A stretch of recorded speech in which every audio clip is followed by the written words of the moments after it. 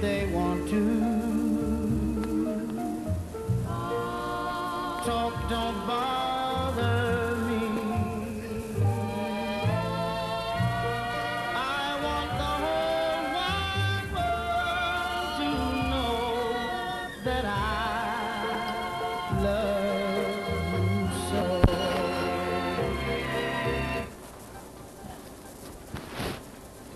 Hi everybody, and welcome to Let Them Talk. I'm Miss Joan Marie Musi, and I'm here with Paul DiRienzo, and we're awaiting our guest who will be here any second, but she's caught in traffic. And we're going to talk tonight about St. Vincent's Hospital and why it shouldn't be closed. And so our guest has arrived. Yetta, come on in.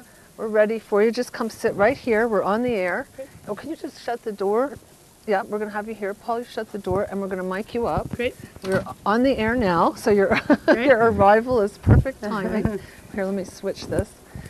And this is Yetta Kurland, who's the lawyer for the lawsuit about keeping St. Vincent's open.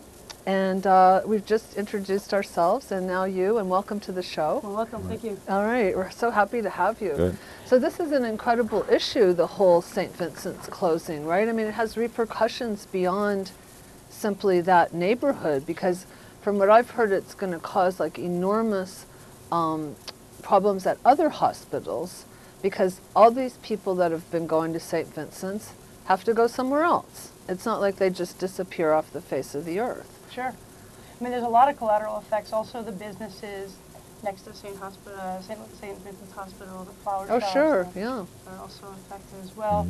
But obviously, it's a serious public health concern. That's our primary issue, but there are collateral effects of it as well. Absolutely, yeah. How do things, I mean, do you know, as the attorney in this case, I don't know if you have facts as to the background of what led to this situation. How is it that a hospital that was, people were protesting because they were going to build a mega tower and expand a multi-billion-dollar expansion, are just like overnight are now closing down? How did that change happen? I mean, it's a good question. It's one of the issues. In 2005, there was a bankruptcy filing. St. Vincent's came out of that bankruptcy filing, and as you said, in 2007, 2008, they started making moves to expand the O'Toole building with a $700 million expansion. And here we are again back in bankruptcy court. I mean, one of the things I think that's compelling is that St. Vincent's Hospital is a public charity. It files a 990 tax return every year. It's organized under. Oh, that's interesting, because I thought see. St. Vincent's was a private hospital. Well, it's not run by the city of New York, but Right. it's a public charity. It's a 501c3, not for profit. Oh, I see. So it's not like Bellevue, right. but it is a nonprofit organization. Right. I see. Okay. Is it owned by the Catholic Church, or is it, how's this affiliation? Well, it's the St. Vincent's Medical Center, so ultimately it is a charitable organization, I think, affiliated with the church. But as such, and also as a hospital that accepts significant public funds, we believe that it is required to comply with general municipal laws of New York State, open meeting laws of New York State, and annual public disclosures with the Attorney General's office. They haven't been doing that. Well, it's been very difficult for us to find the financial disclosures that we're looking for. Certainly on April 6th, when they voted to close the hospital, they did so behind closed doors with only the public trustee, and we believe that that was something that the public should have been a part of.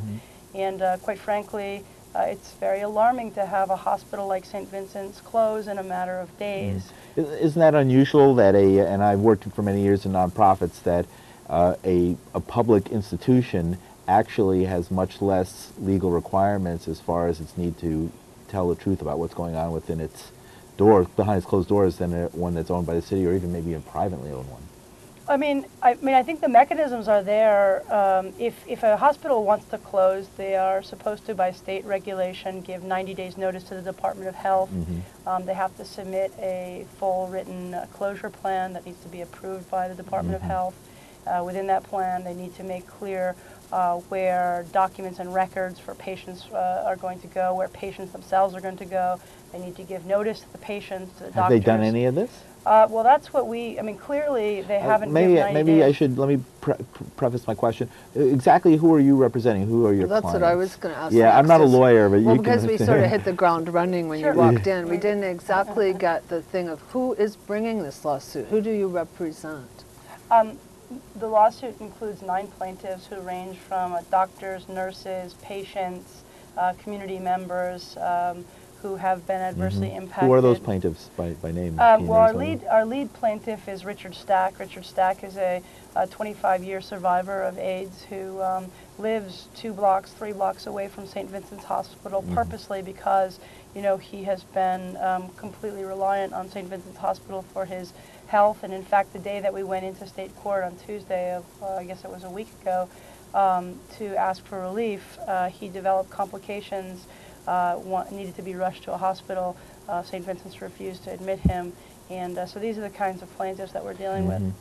Where legally does it stand right now? What stage? Do you actually have a chance of stopping this closing in this economy? We wanted, well, I mean, there are 2 issues here. One is, can a hospital thrive and run in a solvent manner in Lower Manhattan? And the other issue is, will St. Vincent's as we know it be stopped from closing? And I think the latter is a foregone conclusion. Unfortunately, we gave the strongest fight we possibly could. We did everything we could.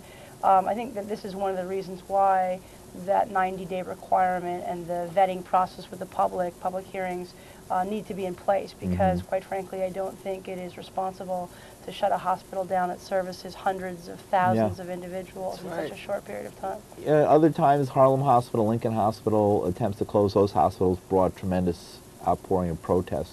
Have you seen that? Is there a public outcry against this, similar to what happened with Harlem and Lincoln? I think that there is. I think that there will be. I want to tell you that there's a town hall meeting scheduled for Friday, this upcoming Friday on April 30th at 7 p.m. at the Hudson Guild, which is located on 9th Avenue and 17th Street. This will be the first time ever in this whole recent situation that the public has been able to show up and to give comment and to express their concerns. Yeah, I mean, and I think that's the problem, is with other hospitals there was that normal time frame. So we really... This was done in the dead of night. And how did they get away with that? I mean, it's interesting that people can just sort of forge ahead against the rules, and it takes a long time to catch up with that. It's heartbreaking. It's been a heartbreaking process. So, I mean, I hope that we can solve the problem. There are a couple of things that we're trying to do. One of them is obviously to stay engaged in the legal process and to hopefully get in front of a court who will listen to our concerns. The other is to bring public pressure and let folks know that this is something that we need. And whether we call it St. Vincent's or St. Vincent's 2 or some other name, we need a hospital. What's the plan now? There's sort of a stopgap plan of putting a urgent care facility there? Well, there's been a recent announcement. You know, what was interesting is on on April 6th, the hospital voted to close the hospital. On April 8th, a request for a proposal, an RFP, came out from the Department of Health calling for bids on an urgent care center, which was a day before St. Vincent's even submitted their proposed closure plan. So I'm an old hand and investigative reporter, as Joni knows, both of us together, and for many years I've covered New York City issues. When I hear something like that, especially my old BAI days, I wouldn't let God be like a pit bull on that story. I don't believe a word of that. Well, I mean, the concern for us is that we want an RFP that is for a hospital. We want basically a hospital to be there. So there's this whole split between, I mean, the stopgap, obviously we need something in the immediate. By April 30th, the emergency room will be closed. Right, what's the status now of that? Well, that's a good question. There are approximately... And what is the difference between an urgent care facility and an emergency room? I mean, I think that that's an interesting question, because are they going to have facilities for if someone has a heart attack, or is this for giving vaccinations? You know, Well, a medical expert would be better able to answer that in more depth, and on April 30th there'll be a number of healthcare providers, including a couple of doctors, who will talk in more depth about that distinction. But Generally speaking, and what I understand based on the work that we've been doing, is that an urgent care facility, an urgent care center, is kind of like a docs. It's like a private clinic in essence. Right. It can treat or triage issues that come up, but it doesn't have the surgical unit next to it or the bed. Right, say, to the take out hospital. someone's appendix or... Or, right. Yeah, or for example, I mean, the idea, I guess, is that if someone had an emergency, they would go to the urgent care center where there would be triage, and they would be transported to a secondary see. location.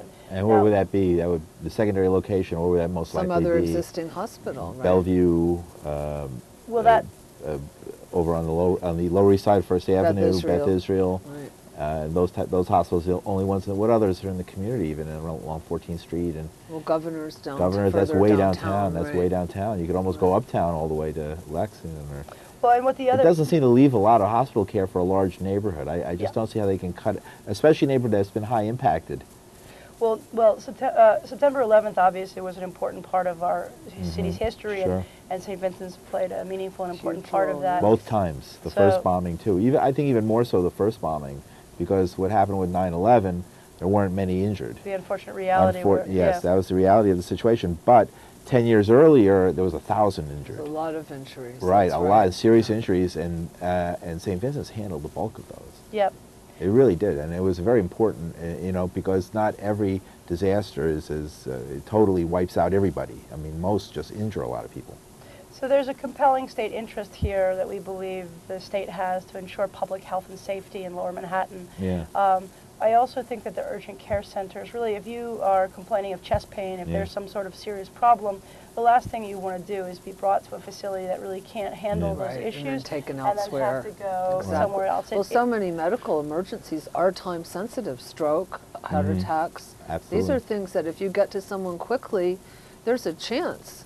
And What if about- you don't, they can be really impacted for the rest of their life. So, Sure. What about AIDS? Is Greenwich Village still an epicenter in the AIDS crisis? Certainly, I think yeah. New York in general is. Yes. Right. New York And City. did St. Vincent's play a major role? I mean, you mentioned Absolutely. one, right? Absolutely, So, it has one of the largest HIV/AIDS centers. and we know that it's a chronic illness now that can be treated, but it takes a tremendous. You have to pay attention to your health to treat it, and there has to be medical professionals there. I mean, what's going to is St. Vincent's? Do they play a major role that way? And who's going to replace them for people right now who have meds who have to go to see doctors who need Well, to I know think what that to do there are next? efforts to keep the HIV/AIDS program open. I see. I think that there'll be another hospital, hopefully, who comes in to oversee that. But again, In the these are same just- location? The devil is in the details. Yeah. That seems to be what. Well, because it's real estate in New York, everything has a real estate. So, and investigate. My bells are going off. What are they going to do with that land? It's worth billions, I think. Well, I mean, and I think, I certainly appreciate the kind of compelling real estate interest behind this. If we're building an urgent care center, we only need to use 1, 2, maybe 3 floors, whereas if we have a hospital, it requires more floors. But I think that it's more important, I mean, this is a more important concern than just dollars and cents. While, of course, I believe that we could run a hospital in Lower Manhattan in a financially responsible way. It happens in other parts of the city and state and country. I think it's even more important than simply dollars and cents. This is about public health and safety. Right. And there's no, there's got to be a way to do this. Right. And regardless of those issues, I mean, I think if there's a will, there's a way. Well, could there be real estate interests behind the scenes who wanted this hospital to go away so they could have that land and develop it and put condos on it or something like that? We don't know. And there's two kind of worlds that we are dealing with as I listen to people talking in the community. There's conjecture and speculation, and then there are facts. I mean, the fact is, this information needs to be disclosed to the public, and the public has a right to find out what the financials are. There's been a lot of discussions about $700 million up to $1.2 billion of debt that St. Vincent's has incurred. Now, my understanding of that is that those are monies that have been transferred from other operations in different parts of the city. So I don't know that St. Vincent's has made the argument that they are unable to stay open, and quite frankly, I think that if they're not able to run the hospital in an appropriate way, there are others who can. What's next to board up and move out? NYU?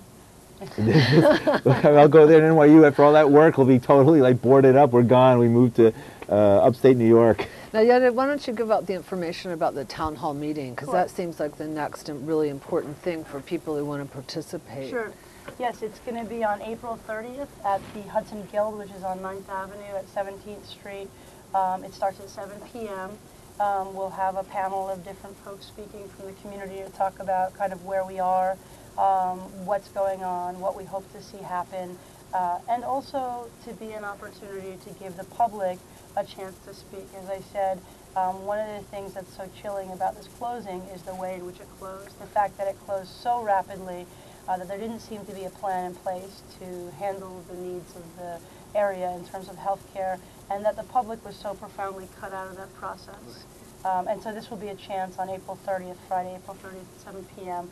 to be able to get out to express your concerns. So there will be a public comment and question time, so Right, people right. who are confused can come ask questions, people who Absolutely. have an opinion can come Absolutely. express those. Great. And we'll do our best to answer them. All right, That's all excellent. of it. All right, great, great. And again, who'll be there?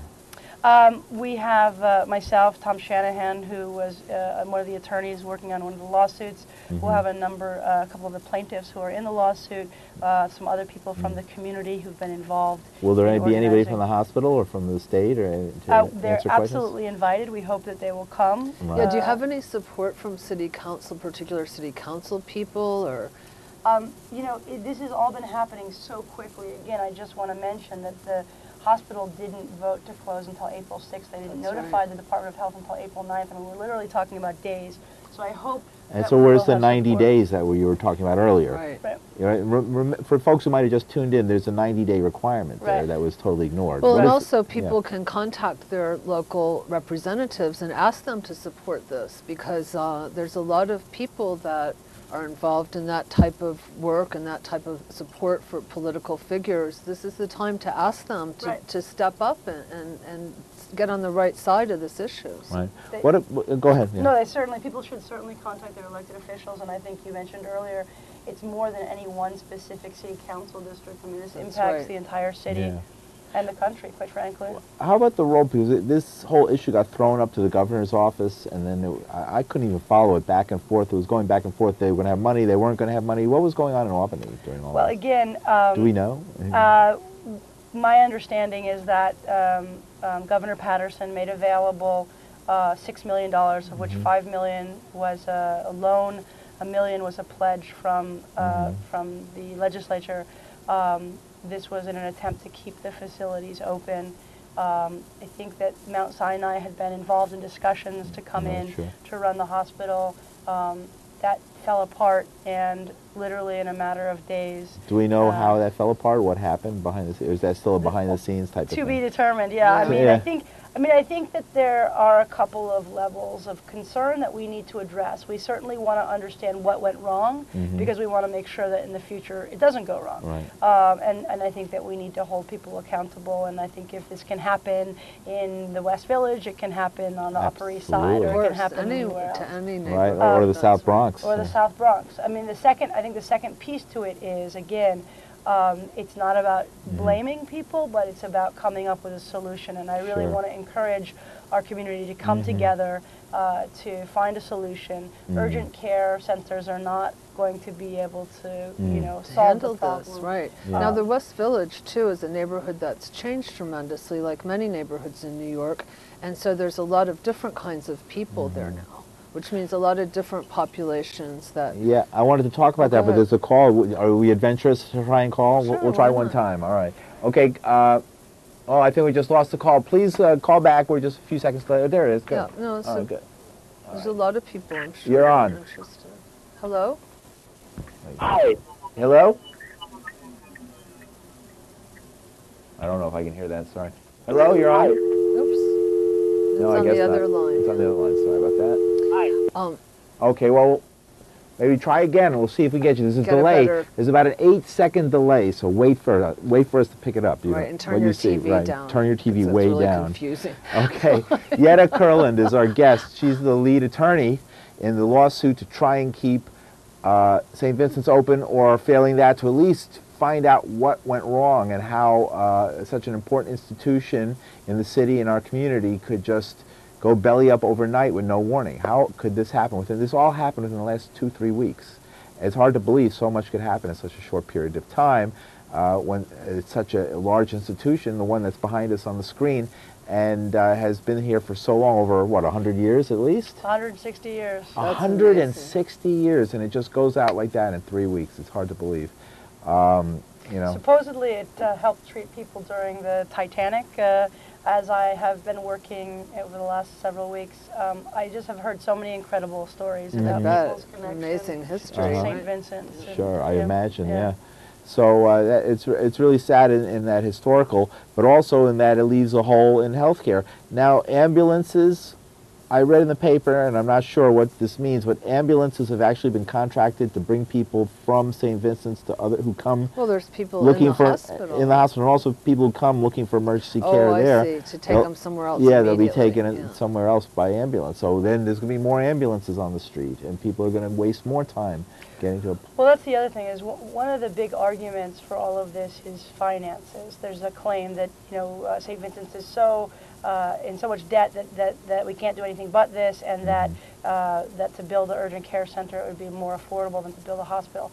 First of all, like I said, the debt that St. Vincent's claims isn't necessarily directly related to the hospital on 7th Avenue. And more importantly, now that they're in a bankruptcy proceeding, those debts would be wiped clear, so a hospital that would come in wouldn't have to assume those debts. More importantly, an urgent care center would require, like you said, this transporting, and really there would be exponential time involved and exponential cost. So in the long run, I don't know that it would be cost-saving to shut down a hospital in that area. Right. It just doesn't make sense unless, in my thinking, if you don't add in the value of all that real estate and the fact that they might have other uses for it. What speaking of that, has how come, I'm surprised that no even individual wealthy, the Gates Foundation or anybody like that, you mean a step forward? You know, right, step forward to help. I mean, there's very wealthy people and foundations out there that could step forward. Well, again, I think that it's been happening so incredibly quickly. I just don't know that anyone... It comes back to that, aware of doesn't the it? need. Yeah. It comes back to that.